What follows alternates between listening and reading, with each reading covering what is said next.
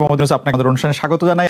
আমরা যখন আজকে ব্যারিস্টার সুমনের সাথে আমরা শো করব, তখন অনেকেই আমাদের কাছে জানতে চেয়েছেন এই প্রশ্নটি করার জন্য। আমি একটু ছোট্ট করে এক লাইনে এই প্রশ্নটি করে রাখি যে আপনি আর ফেসবুক লাইভ করবেন কিনা বিভিন্ন সমস্যা নিয়ে, সাধারণ মানুষের বিভিন্ন সংকট নিয়ে। আপনি যদি ছোট করে বলেন, আমরা মূল প্রশ্ন যাওয়ার আগে সবচেয়ে আপনার কাছে সংকট কি থেকে চলে গেছে নাকি বন্ধ হয়ে যাবে? আচ্ছা, তার মানে আপনি করবেন সংকট যদি থাকে। আমি ফেসবুক লাইভটা হচ্ছে কি আমার একটা এই প্রতিরোধ বা প্রতিবাদ করার একটা উপায়। প্রধানমন্ত্রী শেখ হাসিনার সঙ্গে দেখা হওয়া সামনাসামনি, সেটাই আপনার জীবনের সবচেয়ে বড় ঘটনা। আপনি আর শেখ হাসিনা সরকারকে কি সমালোচনা করবেন? আপনি তো শেখ হাসিনা সরকারেরই মানে একজন। আমার সমালোচনা প্রথম শুরু হয়েছিল আমার বাবার বিরুদ্ধে। আচ্ছা, আমার বাবার কার্যক্রম থেকেই প্রথমে আমি সমালোচনা করা শিখি। তো বিষয়টা হচ্ছে গিয়ে যেসব জায়গায় ধরেন আপনারে আমি সাংবাদিক হিসেবে পছন্দ করি, আপনার সাথে আমার 5টা মিনিট সময় কাটানোটা আমিও মনে করি যে এটা প্রায় আমার জন্য একটা প্রিভিলেজ। আই এম অনার্ড যে 5টা মিনিট সময় কাটাতে পারতেছি আমরা। কিন্তু একই সময় কিন্তু আপনার বিভিন্ন বিষয়ে কিন্তু আমি একমত হব না, আবার আপনার বিভিন্ন বিষয়ে কিন্তু আপনার একমত তো হবই না। মানে বিনয়ের সাথে আমি আপনার সাথে চরমভাবে বিরোধিতা করব। আমি কিন্তু বিষয়টা কিন্তু এরকম যে আমি হয়তো আপনার পক্ষে না, আপনার সাথে একমত না, কিন্তু আপনি যাতে আপনার পক্ষ কথা বলতে পারেন এটার স্বাধীনতা আমি স্বাধীনতায় বিশ্বাস করি। সুতরাং এখানে বুঝতে হবে যে জননেত্রী শেখ হাসিনা সরকার প্রধানের সাথে সাথে উনি বঙ্গবন্ধু কন্যা। বঙ্গবন্ধু কন্যা জাতির জনকের কন্যা। উনার সাথে কিন্তু উনার কয়েকটা আইডেন্টিটি আছে, আপনারা হয়তো অনেকে একসাথে করে ফেলেন। আমার কাছে কিন্তু দেখেন, আমি কিন্তু এই এমপি হওয়ার আগেই বাংলাদেশ আওয়ামী লীগের প্রচার সম্পাদক যিনি বর্তমানে, তার বিরুদ্ধে মামলা হয়ে বাদী হয়ে কিন্তু আমি মামলা করেছি। সুতরাং আমি আওয়ামী লীগ করি, আওয়ামী লীগকে বঙ্গবন্ধুর আদর্শকে ধারণ করি, বহন করি, কিন্তু যেসব জায়গায় আমার সমালোচনা করার, যেসব জায়গায় আমার প্রতিবাদ করার, এই জায়গায় তো আমি বন্ধ হয়ে নাই বা আমি কখনো আটকে থাকি নাই, বা চেষ্টা করছি, আমি যতটুকু পারছি আমি চেষ্টা করছি। এইখানে বঙ্গবন্ধু কন্যার সাথে দেখা করতে পারাটা আমার জন্য একটা সম্মানের। এইখানে আপনারা মিলাই ফেলবেন না, কিন্তু উনি সরকার প্রধান যখন হবেন তখন সরকারের দায় যতটুকু থাকবে, যতটুকু উনার নেয়ার বিষয় আছে, এখানে আমি হয়তো উনাকে বলবো যে মাননীয় নেত্রী এখানে আমার মনে হয় কাজ করার সুযোগ আছে। আমার হয়তো বলার এখানে একটা জিনিস হয়েছে কি, এবার সংসদে আপনি কখনো কোনো খারাপ ভাষা হয়তো শুনবেন না, বকাবকি শুনবেন না, গালাগালি শুনবেন না। এইবারের সংসদ হবে ভদ্রলোকের সংসদ।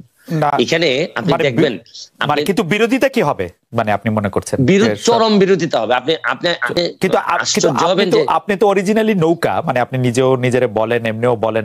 না, এইখানেই প্রবলেমটা হচ্ছে গিয়ে আমি বঙ্গবন্ধুর আদর্শকে ধারণ করি, এবং আদর্শকে ধারণ করা মানে কি, মানে হচ্ছে গিয়ে উনার যে আদর্শটা আছে এইটা আমাদের একটা কনস্টিটিউশনের মতো, যে হাইকোর্ট কিন্তু কনস্টিটিউশনকে মানে, কিন্তু যখনই কনস্টিটিউশন ভায়োলেট করার বিষয় আসে তখন কিন্তু হাইকোর্ট একটা রুল দিয়ে দেয়।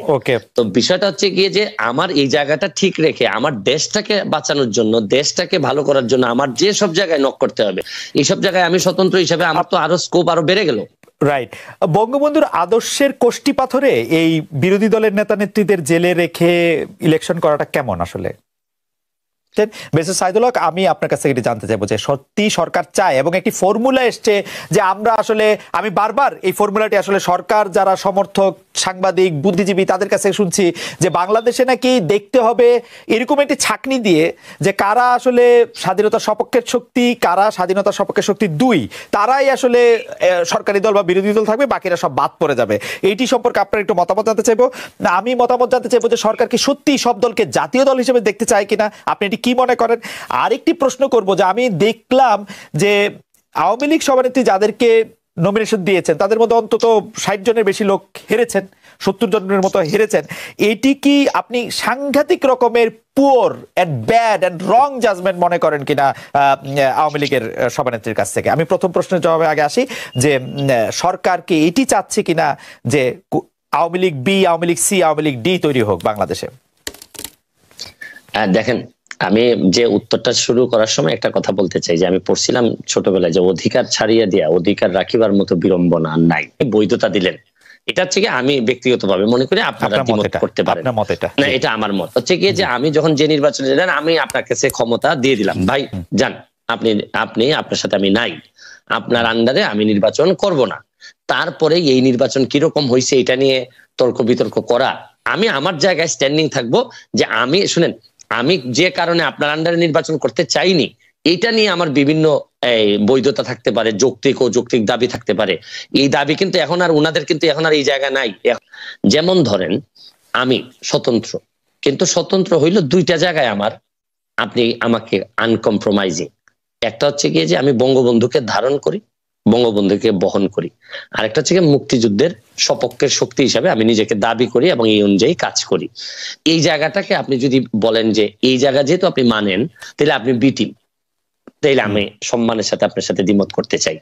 আমার প্রশ্ন হচ্ছে গিয়ে যে বাংলাদেশে এই দুইটা জিনিস না মানার পরে আমার কাছে মনে হয় যে এটা খুবই হতাশাজনক। আপনার সাথে আমার আর বক্তব্য চলে না। ওকে, কারণ আমি এই জায়গায় কোন ধরনের কম্প্রোমাইজ আমি করব না, বরং বিরোধী দল যারা করবেন, ধরেন বিরোধী দল বঙ্গবন্ধুর যিনি মানবেন না, তিনি আসলে এই দেশে জাতির জন্য কে যিনি মানবেন না, বা এই তখন তো বিরোধী দলের আমার এই কনসেপ্টটা আমার কাছে খুবই হেইজি মনে হয়।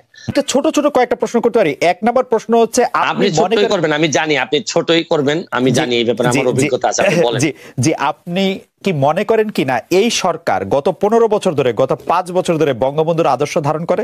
বঙ্গবন্ধুর আদর্শ ধারণ করা মানে কি, মানে আওয়ামী লীগের বিরুদ্ধে যেসব অভিযোগ, আমি খালি আর্থিক অভিযোগগুলি আপনাকে শুধু মনে করে দিতে চাই। আমি শুধু মনে করে দিতে চাই আওয়ামী লীগের সরকাররা কিরকম, আওয়ামী লীগের সরকারে যারা ছিল তারা কিরকম আঙ্গুল ফুলে কলা গাছ হয়েছে, সেটা আমি শুধু মনে করে দিচ্ছি আপনাকে। আমি এই জায়গাতেই থাকতে চাই। আপনি মুক্তিযুদ্ধের চেতনা বলতে আপনি মনে করেন যে এই জায়গায় থাকতে চাই, ভোট হবে হচ্ছে আমরা, এই জায়গায় থাকতে চাই। জি, আমি এই জায়গায় থাকতে চাই, এই জায়গায় থাকতে চাই। বলেন। এই যে দুর্নীতি, জি, দুর্নীতি হচ্ছে গিয়ে শরীরটার মধ্যে নিজের শরীরে ক্যান্সার হওয়ার মতো। যে জায়গাটাতে ক্যান্সার হবে এই জায়গাটা কেটে ফেলতে হবে। এখন আপনি এইসব বিষয়ে আমি সারা দিন আপনার সাথে আলোচনা করতে রাজি। বঙ্গবন্ধুর চেতনা, বঙ্গবন্ধুর আদর্শ মানে একই সাথে আপনি এই কথা বলে আপনি দুর্নীতি করতে পারবেন না। এই দুর্নীতি যেদিন আপনি করবেন তখন আপনার এই জায়গাটাকে আপনি আসলে রীতিমতো আপনি এই জায়গাটাকে নষ্ট করে দিলেন। এই ব্যাপারে আপনার সাথে আমার কোনো দ্বিমত নাই। ধরেন আপনি দুর্নীতি বলেন, সন্ত্রাস বলেন, মাদক বলেন, এইগুলা তো আলটিমেটলি আমাদের যেভাবে কনস্টিটিউশনের বাইরে যায়, বঙ্গবন্ধুর আদর্শের বাইরে যায়। এই ব্যাপারে আমি কিন্তু আপনার সাথে কোনোভাবেই দ্বিমত করব না। এবং এই কারণেই আমার যে ব্যারিস্টার সুমন হয়ে ওঠার যে গল্প, এখানে কিন্তু দেখেন আমার আওয়ামী লীগ করেও আওয়ামী লীগের প্রচার সম্পাদকের বিরুদ্ধে আমি মামলায় বাদী।